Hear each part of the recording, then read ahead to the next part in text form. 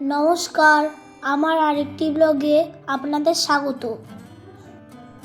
এই ব্লগটি হচ্ছে আমাদের এবছরে সিল্ক রুট ঘোরার ঋষিখোলা থেকে জুলুক যাওয়ার অভিজ্ঞতা সম্বন্ধে। এই জুলুক যাওয়ার অভিজ্ঞতা যে এতটাই মধুর যা বলে বোঝানো যাবে না। এই রাস্তার বেশিরভাগটাই মিলিটারি এরিয়ার মধ্যে পড়ে। আমরা প্রাকৃতিক সৌন্দর্য দেখতে দেখতে এগিয়ে চললাম। যেতে যেতে আমরা প্রথমেই গেলাম রংলি মার্কেটে, তারপর আবার আঁকাবাঁকা পথে পাহাড় দেখতে দেখতে আমরা এগিয়ে চললাম। তারপর আমরা যত এগোচ্ছি তত প্রাকৃতিক সৌন্দর্য আরো বেড়েই চলেছে।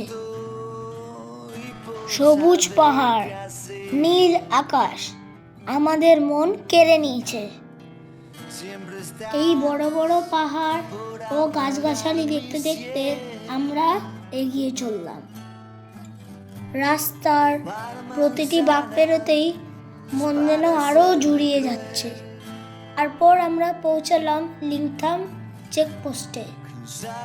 সেখানে আমাদের পারমিট এবং অক্সিজেন চেক করা হলো। তারপর আবার পাহাড় বেয়ে এগিয়ে চলতে থাকলাম। তারপর পৌঁছলাম কিউখোলা ওয়াটারফলসে।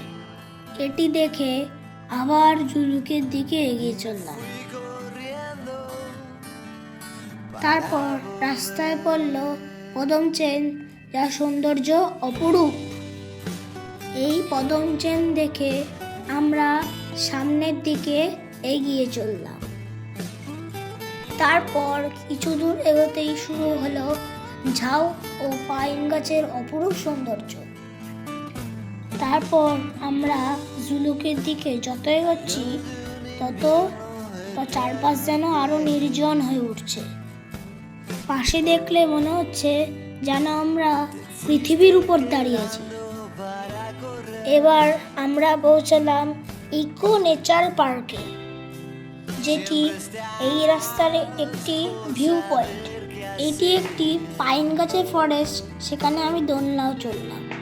এই সৌন্দর্য দেখার পরে আমরা পাহাড়ের এবড়ো খেবড়ো রাস্তা দিয়ে জুলুকের দিকে এগিয়ে চললাম। জুলুক হচ্ছে ইস্ট সিকিমের একটি ছোট্ট গ্রাম, যার উচ্চতা প্রায় 10,000 ফুট। এটি পুরাতন সিল্ক রুটের একটি ঐতিহাসিক ট্রানজিট পয়েন্ট। এখানে খুব ঠান্ডা, কিন্তু এটির সৌন্দর্য অপরূপ।